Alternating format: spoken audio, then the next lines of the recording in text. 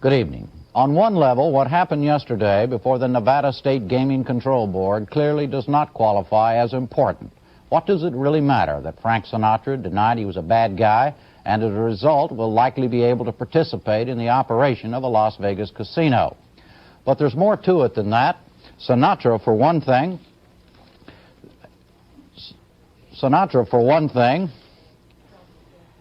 the skinny, bow-tied crooner of the 40s turned movie actor, old blue eyes turned combative hater of the press, the cocky friend of presidents. He's an American celebrity about whom few are neutral, a man described in testimony yesterday by actor Gregory Peck as one of the finest, most trustworthy, truthful, reliable men he had ever known, by New York Times columnist William Safire last month as a friend of racketeers trying to buy respectability through friendship with President Reagan. It's his closeness to Mr. Reagan that makes it more than a routine showbiz or local Nevada story. Sinatra produced the inaugural gala here in Washington, January 19th. He attended the intimate White House birthday party for the president last week, and he put Ronald Reagan down as a character reference on his gaming license application. But it was not his association with Mr. Reagan that Frank Sinatra was asked about yesterday. The questions had to do with organized crime figures Lucky Luciano, Carlo Gambino, and Sam Giancana, confessed mob hitman Jimmy Fratiano, and the mob's alleged looting of Tarrytown, New York's Westchester Premier Theater, among other things. Sinatra in action as a singer is a familiar sight. Sinatra as a talker, a witness, is a rarity. So tonight, thanks to public station KLVX Las Vegas, we're going to show extended excerpts from yesterday's hearing. It begins with questions about a man named Willie Moretti. Moretti? It's light. Very faintly, very vaguely.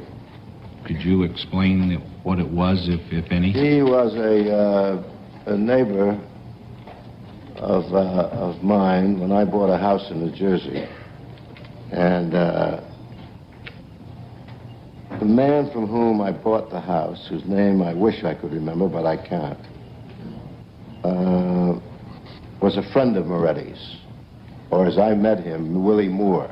That's the man I met. Mm-hmm. And he came over and visited my wife and daughter and myself and brought Willie Moore with him just to introduce me to him. Did you know of Mr. Moore's background when he was introduced to you, no, Mr. Moretti, no, as Mr. No, Moore? I didn't know. I'd never seen him before. And we'll call him Mr. Moretti, did he ever represent you as an agent in trying to book engagements or contracts for you at any time during that period of time? Never. Was your career at that particular stage of your life ever a topic of discussion with Mr. Moretti, how he might be of some assistance to you? Never. Did he ever introduce you to any nightclub owners who were booking entertainment at No, that sir. particular time? Early in your career, Mr. Sinatra, who did most of the agents type work, handling the bookings and the negotiations? An agency called Rockwell and O'Keefe in New York, which eventually became General Artists Corporation. General Artists Corporation. Eventually they took it over. became ICM today.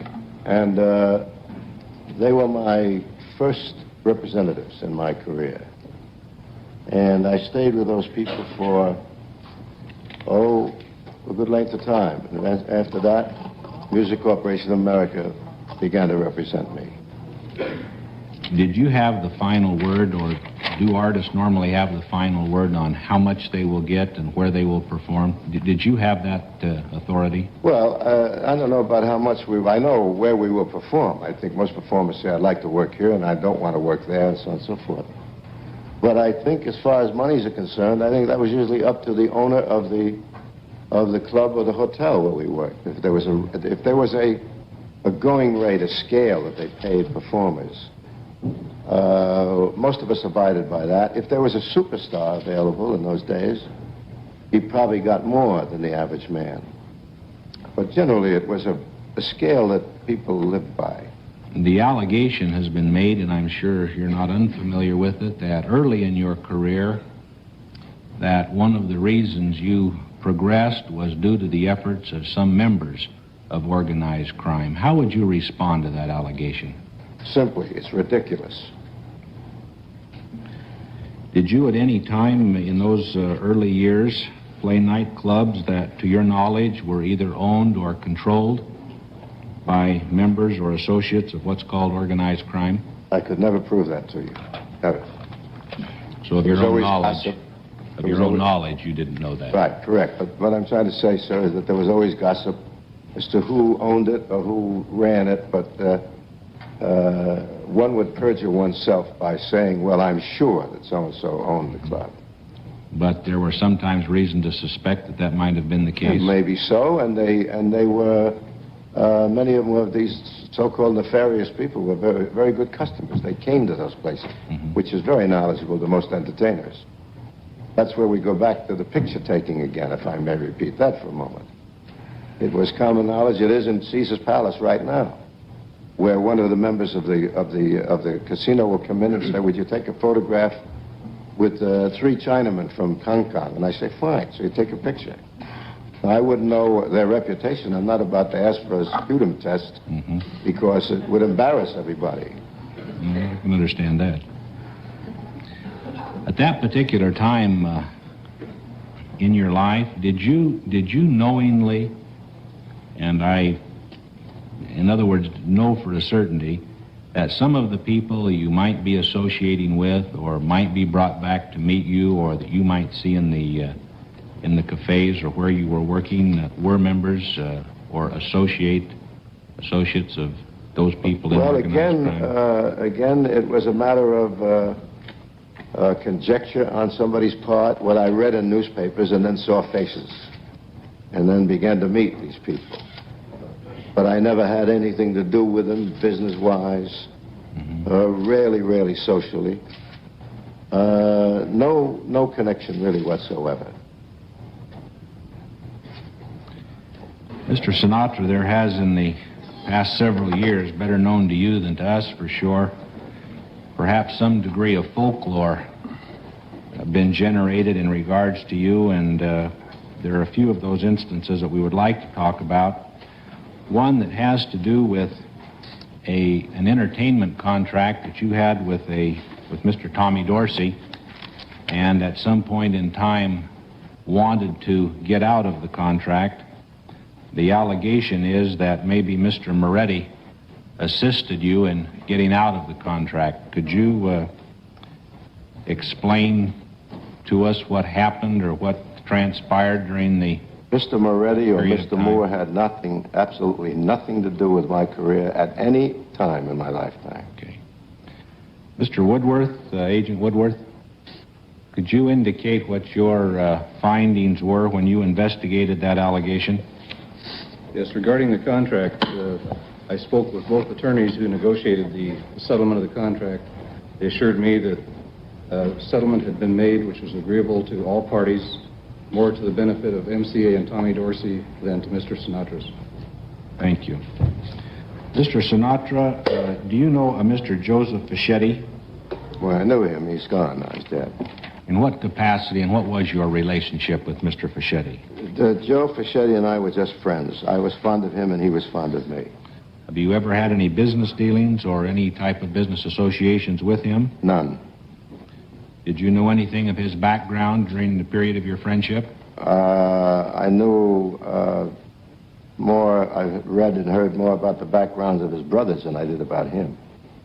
Was there ever any inference to you by anyone that perhaps he was quite closely tied in with his brothers? No, but I wouldn't have believed it anyway. In what frame of reference did you know him? Just as a social acquaintance? Just a social acquaintance who was a dear friend, and I liked him, and it was mutual, and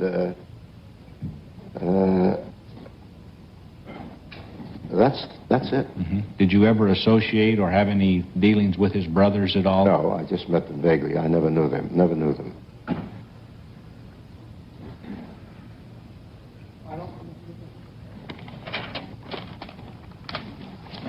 Did you have an occasion to travel with Mr. Fischetti at one time to Havana? I happened to be on the same plane with him. I didn't travel with him. Mm-hmm. What was the purpose of your trip to Havana? find sunshine. And how long were you there? About 2 days. Did Mr. Fischetti, subsequent to your getting to Havana, introduce you to Mr. Charles Luciano? No. I was introduced to Mr. Luciano by a newspaper man named Nate Gross from Chicago. Was that in Havana? Or was In it? Havana. Yes, in Havana. And obviously, I knew who Mr. Luciano was because I'd read enough about him. Everybody else did. And that was the extent of my knowledge of Mr. Luciano. The allegation again is made that on that trip you conveyed by briefcase a sum of approximately $2 million. How do you respond to that allegation? If you can find me an attaché case that holds $2 million, I will give you the $2 million. We found that to be a very significant problem as we checked with the Mint on how much it would weigh and how big it would be. But I was I think just... I think it should be noted for the record that I did not. you did not take it. I did not. Okay. Did you ever entertain in any of the casinos in Havana? I did not.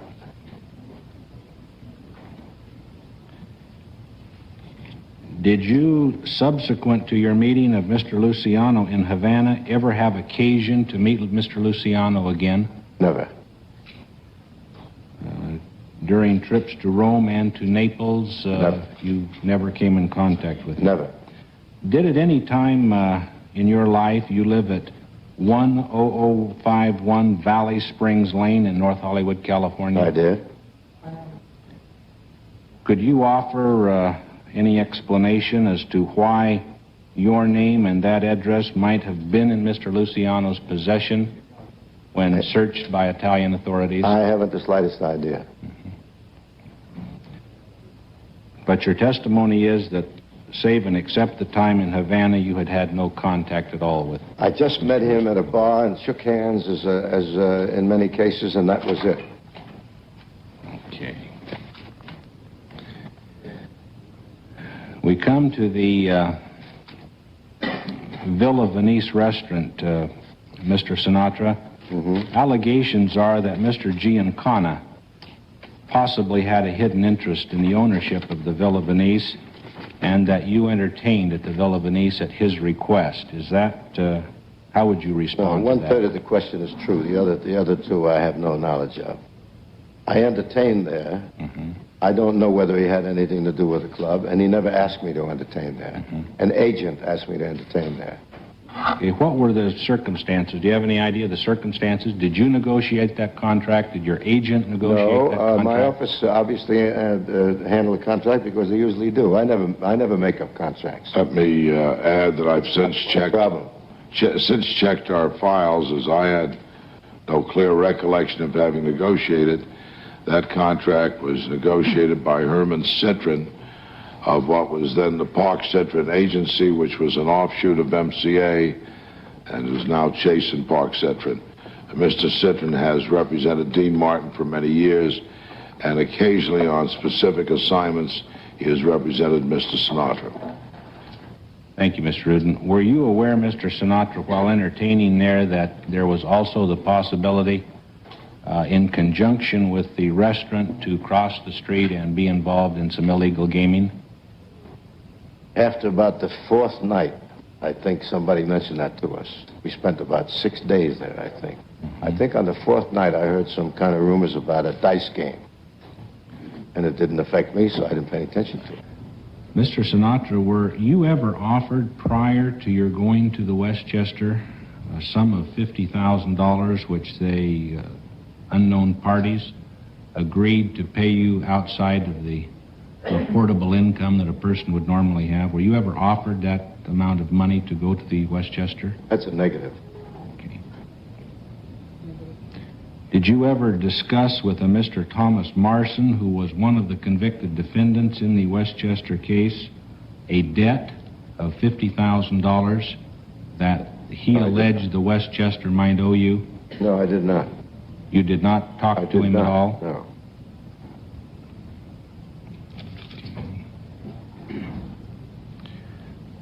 Were you or are you acquainted with a man by the name of Matthew Ianello? I don't think so. What's his alias? His alias is Matty the Horse. No.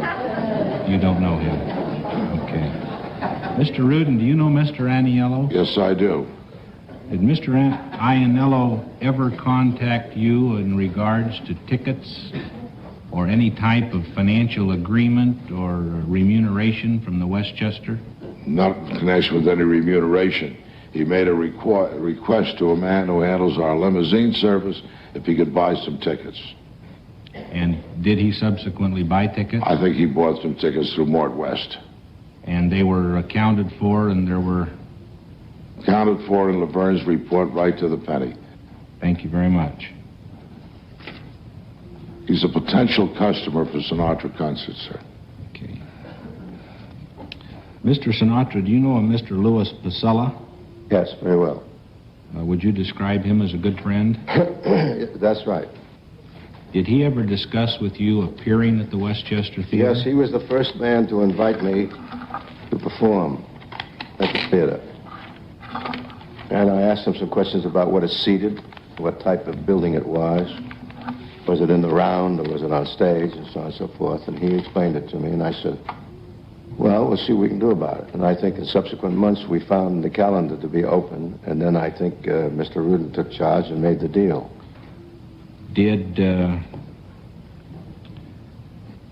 Is he the type of gentleman, or did he have a type of background that one might be aware of? Well, I know what you're saying, you had?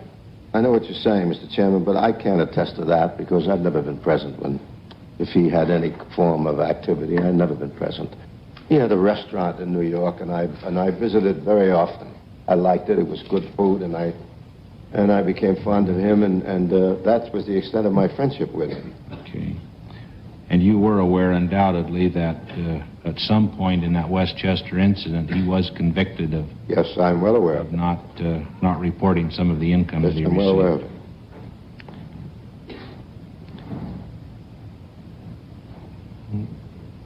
From what you've said to us, I would conclude that it would be your testimony that you received then no illegal money from any means. I have never in my life, sir, received any illegal monies. Okay. And you I've did had to not work very hard for my money. Thank you. And you didn't knowingly aid and abet the circumstances that were going on at the Westchester. That's correct. At least with your knowledge. That's correct. Okay. Did you ever attempt to influence the testimony of any defendant or witness? No, sir. And I would refer particularly to Mr. Pasella. The answer is still in the negative? Oh, yes, sir. I mean, yes, sir, the answer is in the negative. Yes. Mr. Pasella, on trial, was asked by the Assistant United States Attorney, and I quote, "By way of background, do you know an individual by the name of Frank Sinatra?"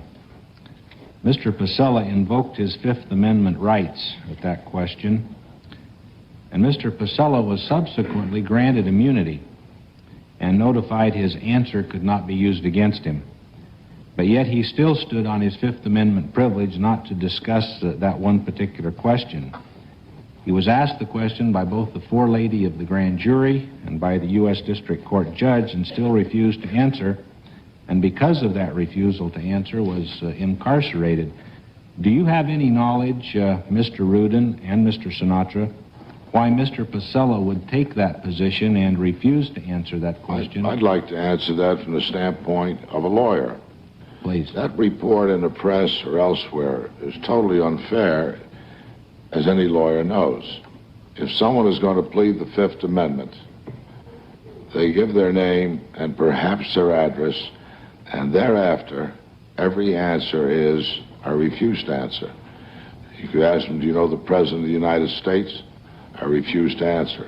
"Do you know who is President?" "I refuse to answer." Under a legal theory that you might waive your privilege by opening up any doors. I am not present. I have not examined the record.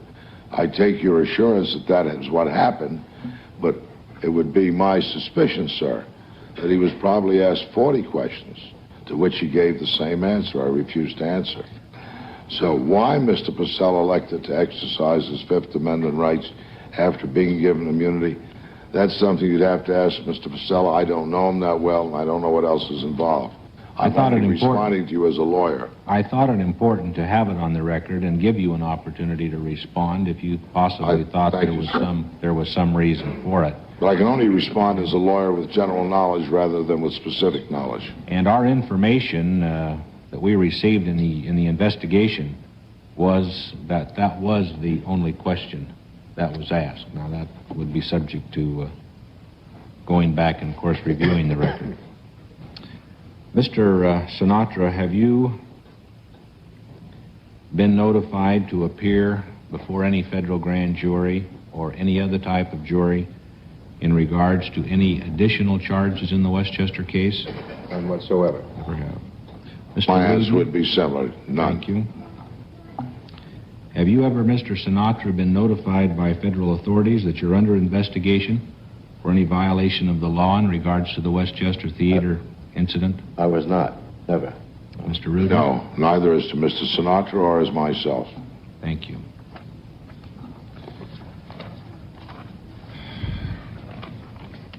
We've heard a great deal about photographs today, and we would like to give you, Mr. Sinatra, an opportunity to respond to a photograph that has received a great deal of notoriety, one in which you appear with Mr.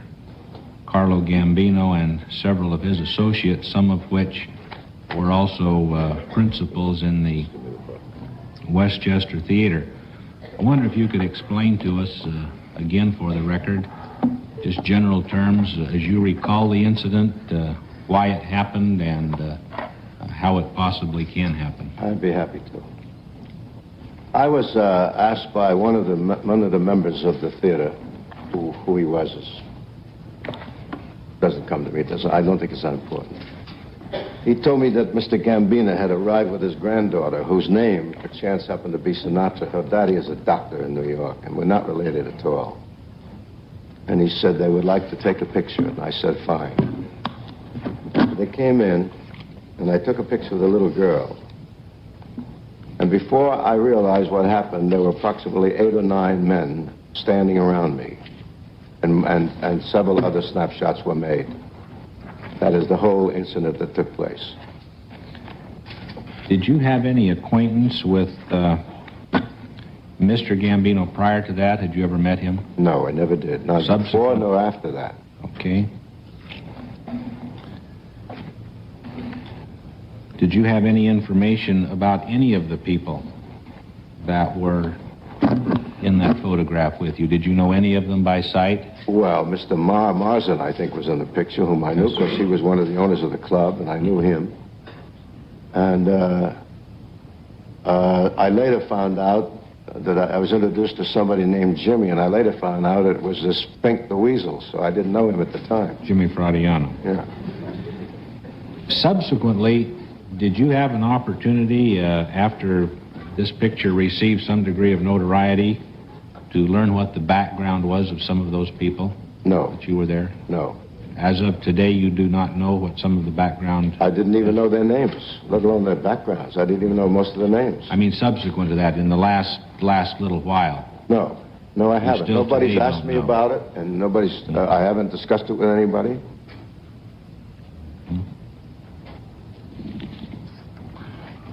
Mr. Bunker, if I Yes, may sir. intercede for a moment on a matter of pictures. We have put together a group of backstage pictures and other pictures of Mr. Sinatra so that there's some perspective of what happens backstage. Yes. Yes. There's... A little more. Yeah. You are. This represents 1,000, maybe a minimal amount of photographs that I've taken of people who come backstage. This is a picture with Congressman Lewis, Jerry Lewis in Palm Springs, and my wife, the Prime Minister of Israel, and Gregory Peck, a little boy who was the muscular dystrophy model for the year of 1975. A photograph of my wife and myself and Mr. Sadat, president of Egypt, and his wife. A photograph of myself with a wife and hostages' children just before they were released and at the gala rehearsal in Washington, backstage. Oh, Mrs. Sadat and some children at her hospital in Egypt.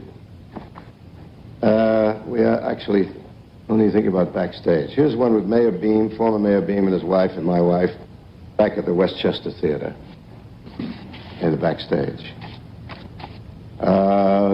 Westchester Theater, Congressman Ed Meyer, I believe, of New York. These unsavory-looking characters, if you can see it, San Francisco Police Department inspectors. There are 4 of them.